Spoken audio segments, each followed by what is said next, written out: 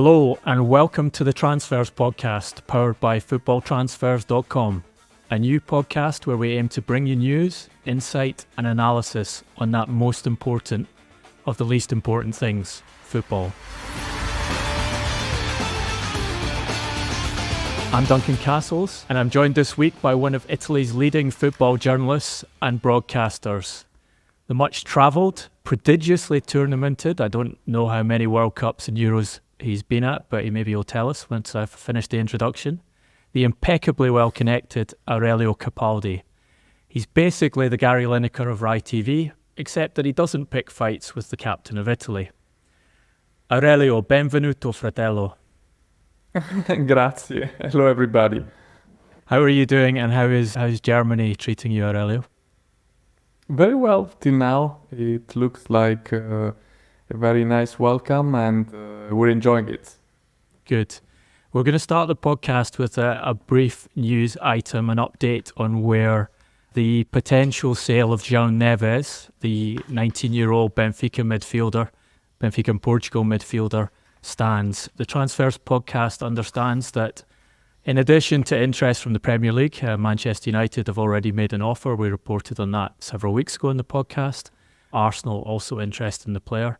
Paris Saint-Germain have expressed their interest in signing Joao Neves and placing him in a restructured midfield alongside his fellow Portuguese Vitinha.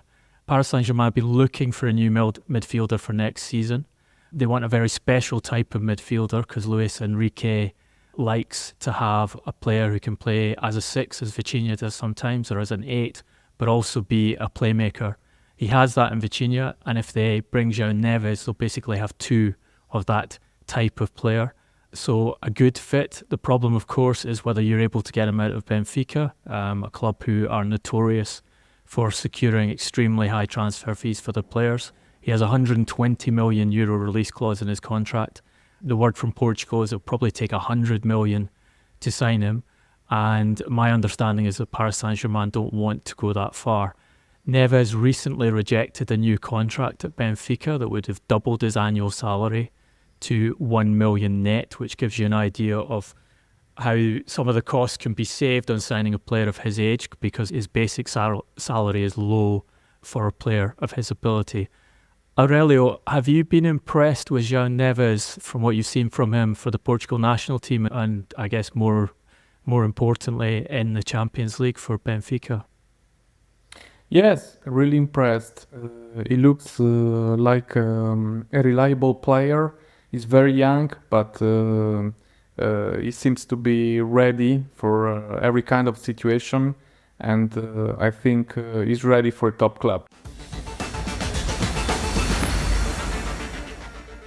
So you at the moment are in Germany at the Euros. Part of your remit is the Italian national team. The last time we were talking about Italy in the Euros was 3 years ago when they were beating England at Wembley to win the tournament. This time around it's been a problematic progress to the knockout stages, coming back from a goal down to beat Albania 2-1, losing 1-0 to Spain, and then that spectacular goal by Mattia Zaccagni in the final minute of added time to get a draw with Croatia and get them definitely through to the knockout rounds. What's happened to Italy? They also failed to qualify for the World Cup. How has the team changed so dramatically from that performance in the last European Championship? I think problematic is a very kind word. I think Italy really struggled and they were 8 seconds away from being eliminated. And it was really hard because it is true that Italy usually give their best when they have to face difficult situations. But once again, they were so close to going out to the first round, and for the European champions, it would have been a disgrace. And as you said, Italy failed to qualify for the World Cup in 2018 and in 2020. So the situation is worrying. It's true, Italy managed to win the European Championship 3 years ago at Wembley. But I think that lots of things must be improved And the good thing for Italy is that when you usually survive these kind of situations, it is a positive sign. It means that luck is on your side. Clearly, luck helps, but luck can't be everything.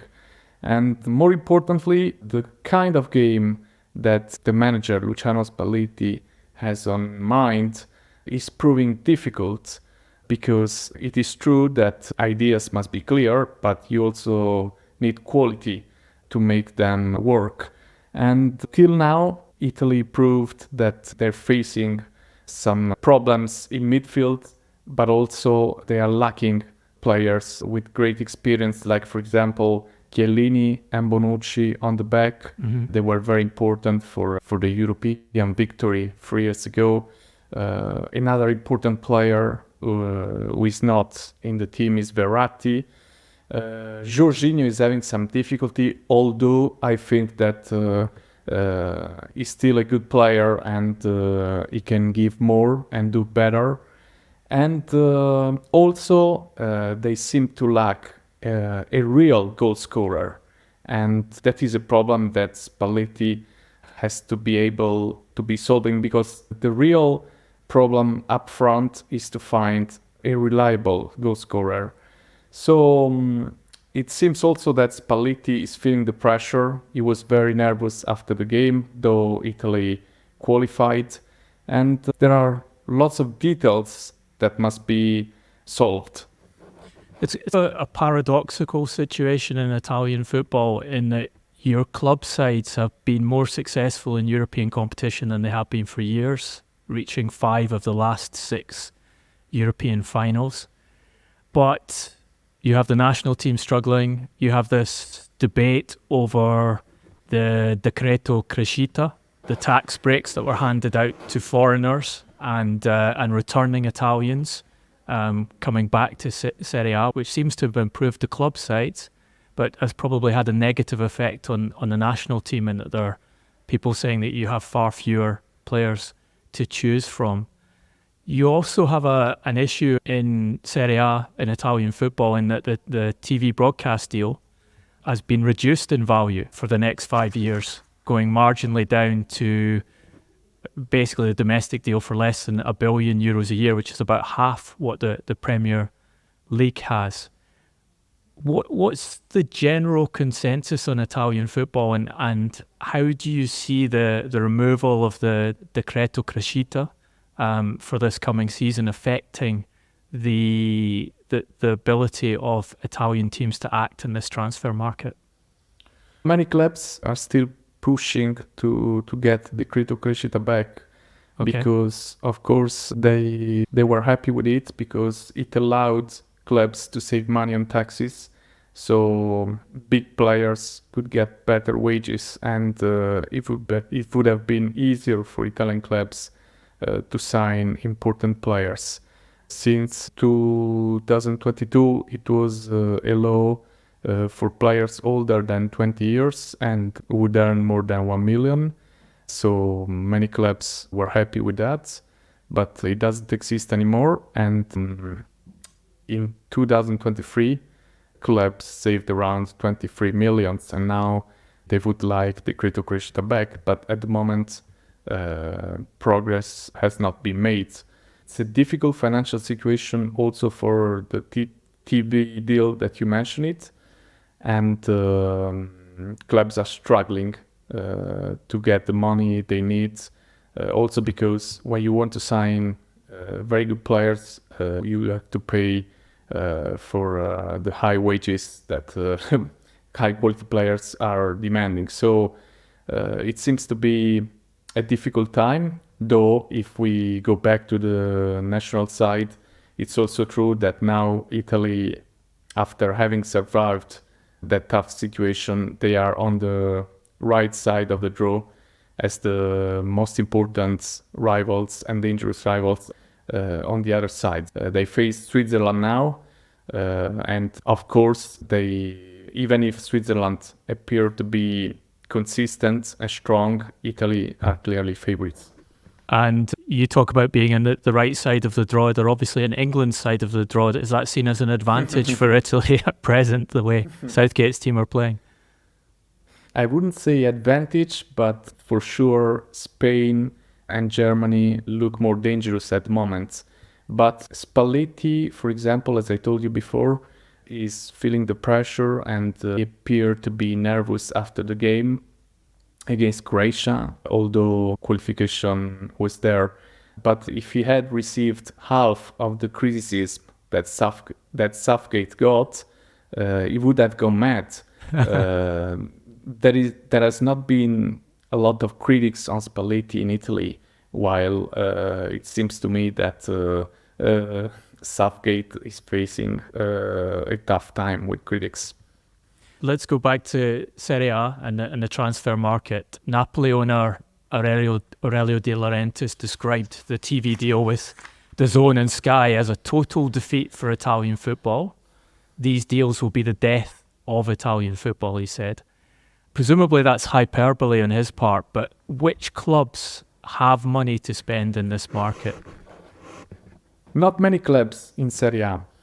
At the moment, Inter Milan already said that they're not going to spend big because they are champions in Italy and they think they are already competitive and they already made some deals in advance, so they're not going to spend big. AC Milan needs some investments, but they're not ready to go crazy. And maybe later we'll talk also about their ideas for the next striker. And I think Napoli needs to make Antonio Conte happy, because the moment he decided to go there, he knew that he would ask for some huge investment. And the chairman, you mentioned it, Aurelio De Laurentiis.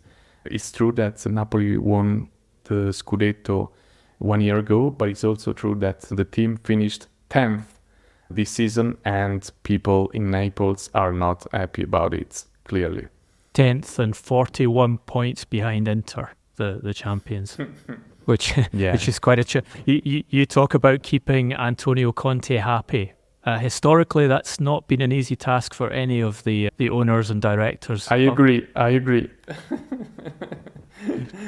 No doubts about it. But I think that Aurelio De Laurentiis knew that when he signed Conte, and the reason why he signed him is that he needs to make people happy, because when Napoli fans were listening to Stefano Pioli as a potential manager, they were not excited. So I think De Laurentiis went for Conte because he wants to give people the impression that there is a strong feeling to win a game, but it's not going to be easy. Now, disappointment of Conte is going to have a significant effect on the market. I think he gave his first press conference yesterday, and yes, in that press conference, he made it clear that one of the things he wanted from De Laurentiis was a categorical control over who would leave the club and who would stay at the club from the current squad.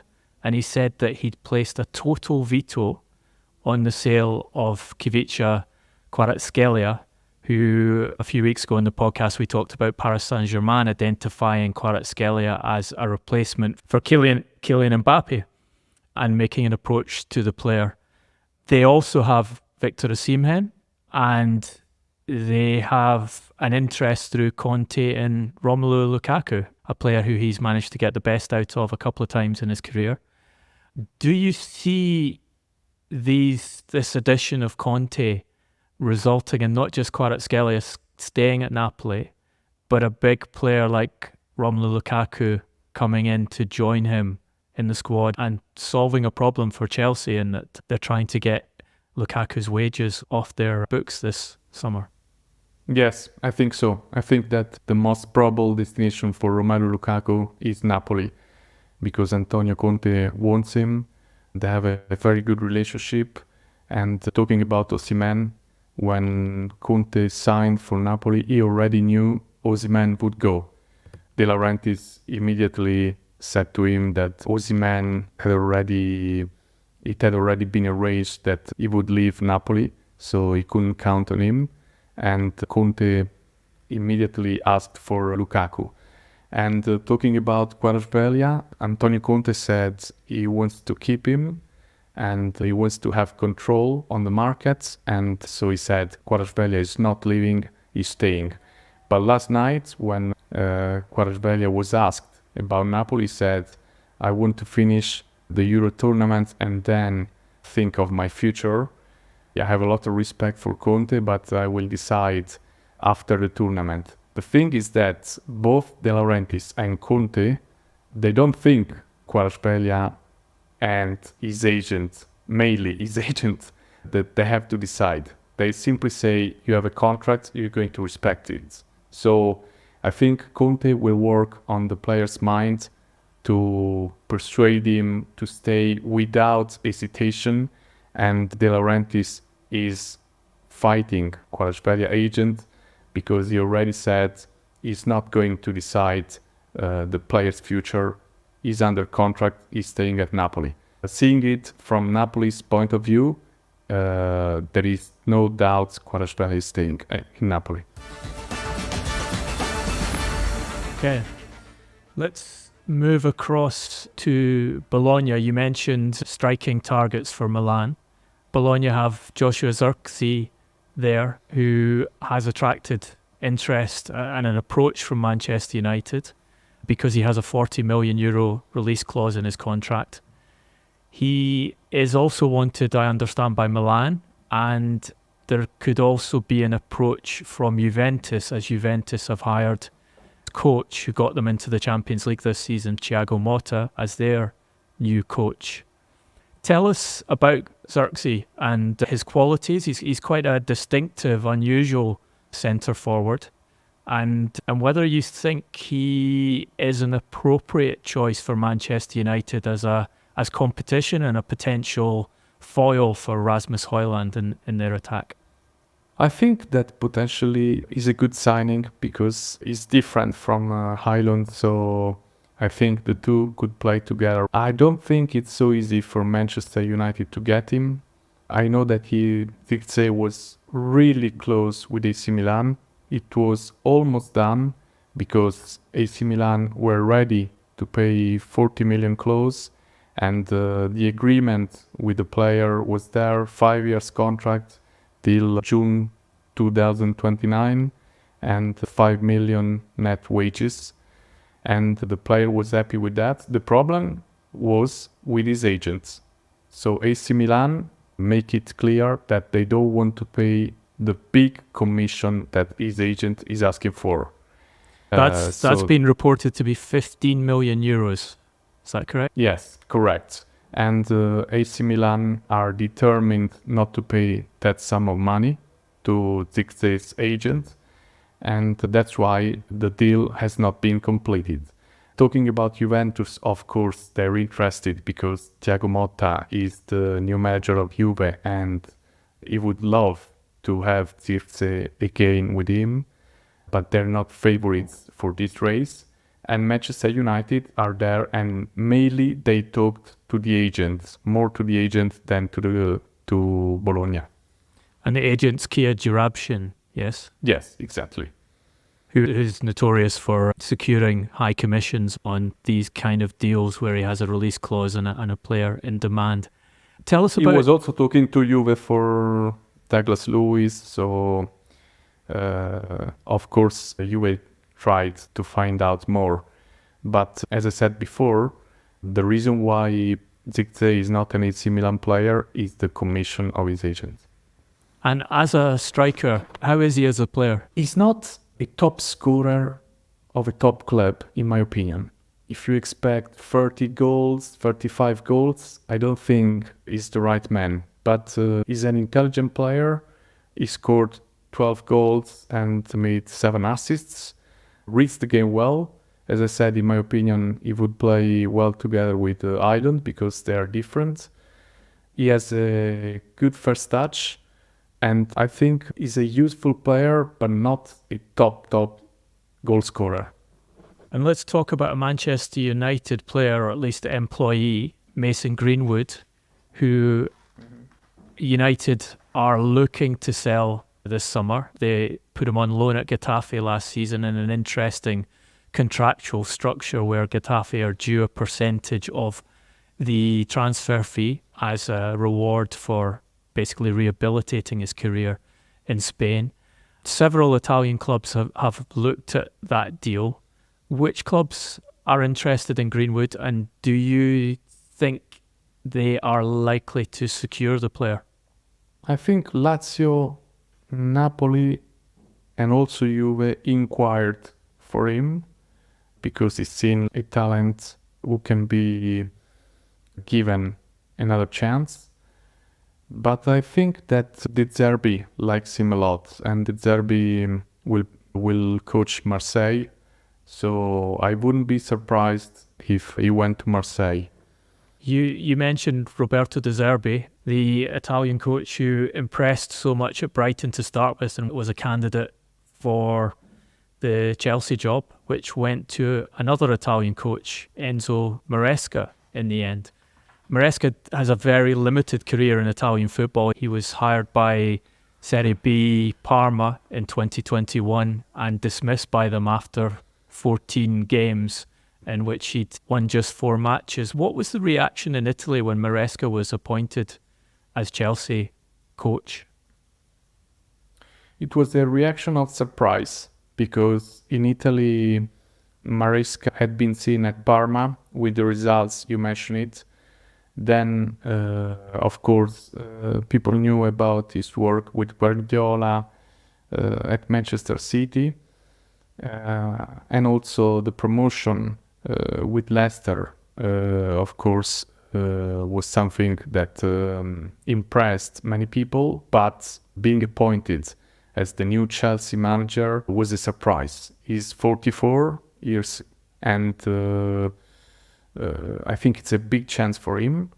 He has shown interesting ideas, but I think that only the appointment of Vincent Kompany at Bayern Munich was more surprising than this one. Yeah, that's one of the most surprising appointments, I think, in probably both our careers as journalists. The Kompany going from relegating Burnley to being placed in charge of one of the biggest clubs in European football.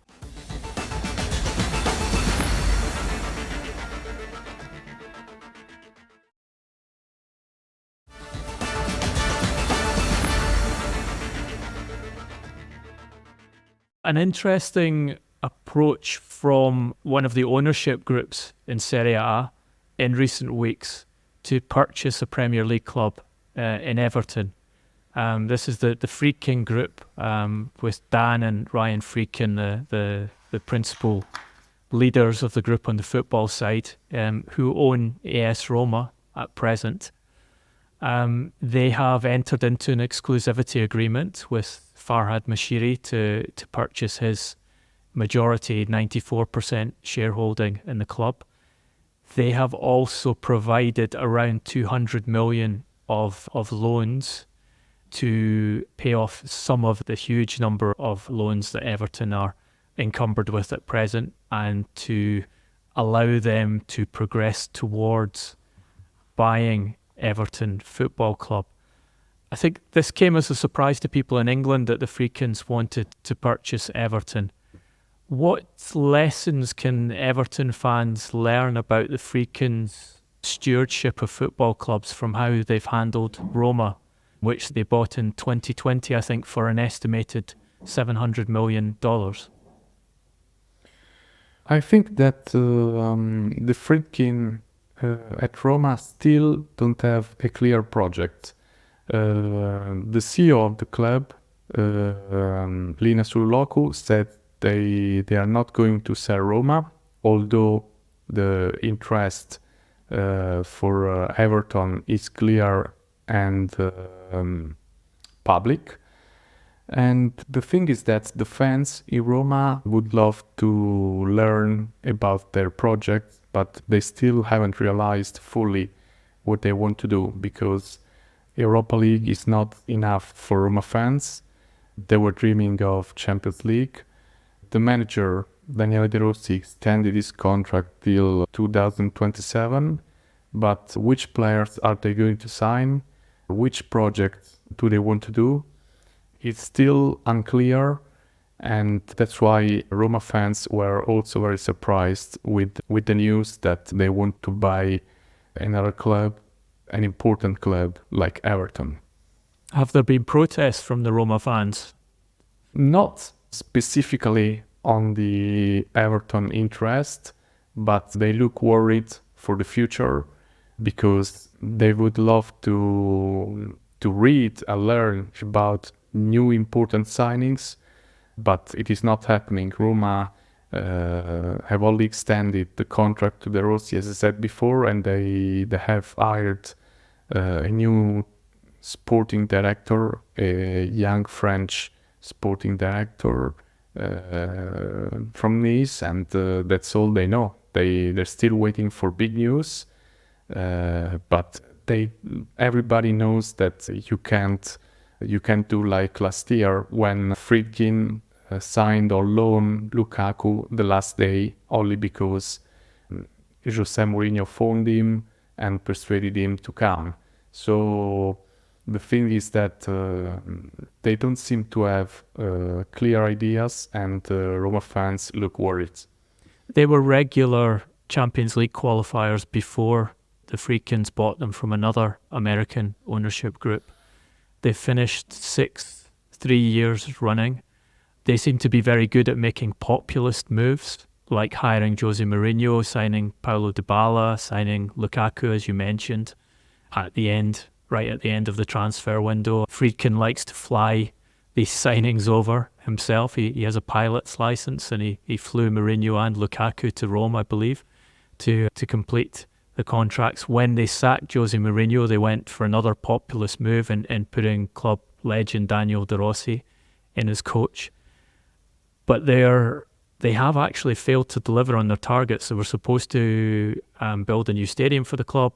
They were supposed to have them competing in the Champions League regularly. They're supposed to be competing for the Serie A title, which has opened up in recent years. There's been a number of different champions after a long period of Juventus dominance. I understand that the previous sports director, Tiago Pinto, who resigned his position earlier this year, was not unhappy to leave the club. They don't come across from their actions in Roma as having fully got to grips with European football as yet. And what we'd certainly know in England is that Everton is not an easy club to run. It has probably more problems than any other Premier League club at present. Should Everton fans be excited about this or concerned from what you've seen in Italy? Concerned, in my opinion, because, as I said, they don't show clear ideas, and all the facts that you mentioned are true. They got 2 European finals in a row, which was the first time for the club's history under Jose Mourinho, and then they treated Jose Mourinho in a bad way. He didn't deserve to be treated like that, and they sacked him. And as you said, they made a populist move by hiring Daniele De Rossi, who is young and has to gain experience. But every manager needs to be supported and needs to have high quality players. And they just do things at the last moment, as facts show from last year, for example, when they signed Lukaku on loan at the last moment. But also, for example, Tiago Pinto that you mentioned before, they hired him as a sporting director, but he was not a sporting director at Benfica. He used to do some other stuff at Benfica, and they hired him like Roma sporting director. And clearly, he didn't have enough experience to handle the situation well. They don't seem to know football well, and they act in a way that most fans do not understand. And as I recall from previous conversations we've had about the Friedkins, they had a communications issue. certainly when they took over the club, they weren't good at speaking to the supporters about what they wanted to do. Has that changed at all in the years since they purchased the club? No, that's another thing. They never spoke to the fans. It was a lack of communication. I'm not saying that a president or someone who runs the club has to speak every day or has to speak frequently, but at least when he's introduced, when he buys a new club, I think it should be appropriate to talk to people, to the fans, as a sign of respect. We have this project. We would like to do this. We would love to be in the Champions League. We will be there in 2, 3, 4 years, but at least to communicate with people. They never said anything, and of course this is not appreciated by a lot of fans. They still keep their mouths shut, they don't talk, and so it's really hard to understand what they have on their minds.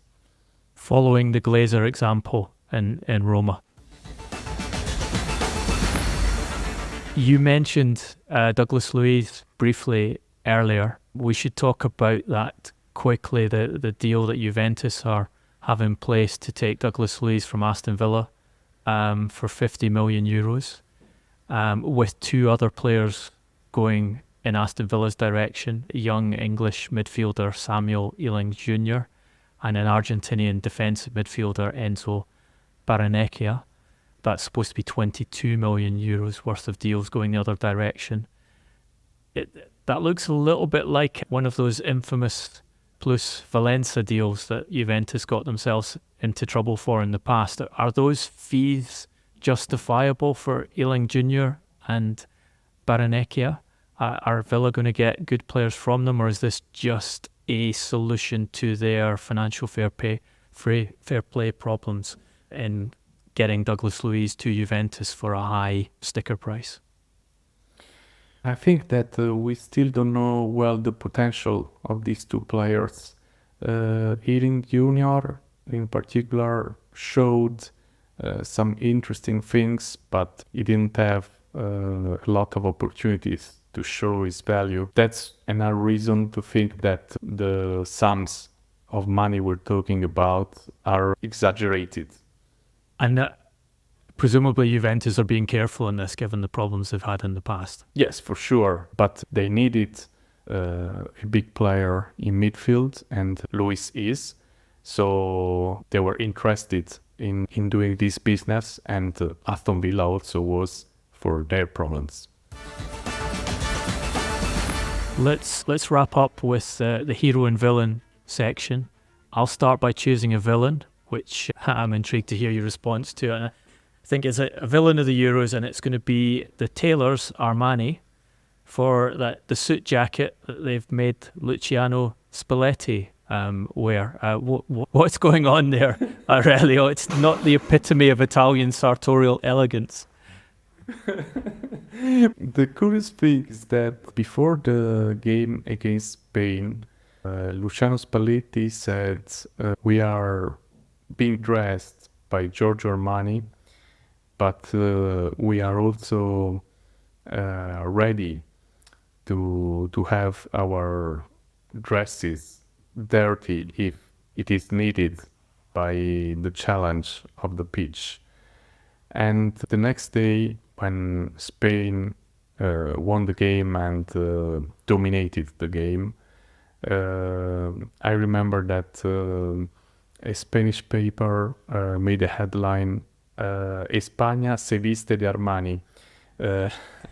Spain are being dressed by Armani. So that was curious. Of course, Armani made so many nice things and beautiful dresses that we cannot be angry if this doesn't look as the best one. It certainly doesn't look as the best one. Who's been your hero of the Euros so far, Aurelio? Well, at the moment, I think Musiala had already been impressed many times by his performances at Bayern Munich, but I also liked him first 2 games with Germany, and I think he's elegant, talented, smart, and I think his career will give him a lot of good news. Yeah, he looks like a player who has a host of technical qualities, who's suddenly finding a way to put those into consistent impact on the pitch. And when you see players like that at that age, you look and you think, this guy is going to have a sensational career because he has all those technical components and he's now working out exactly how to apply them for the best of the team. Absolutely true, and Musiala more than Wirtz, in my opinion, because his talent is fascinating, and also the way he approaches the games, and he doesn't feel the pressure too much, and is amazing in tight spaces. Aurelio, thank you so much for joining us from the European Championship. I know you're very busy, you've got a huge amount to do, so we really appreciate your insight into the national team and to Italian football in general. Thank you very much. It was a pleasure for me. You've been listening to the Transfers podcast powered by FootballTransfers.com. Please subscribe to our feed on your preferred podcast platform. Rate us, review us, and even tell your friends, and set automatic downloads if you can so you get the next pod as quickly as possible. We now have a WhatsApp channel. You can search for Transfers Podcast on WhatsApp or follow the link in the show notes. You can also follow and send us messages on Facebook, Instagram and YouTube at Transfers Podcast. And you can follow us on Twitter at TransfersCast. Aurelio is on Twitter at Aurelio Capaldi. You can follow me at Duncan Castles. Our music and production is by Mark Caulfield at Pro Podcast Production. And we'll be back next week. Stay safe, be well, and thank you for listening.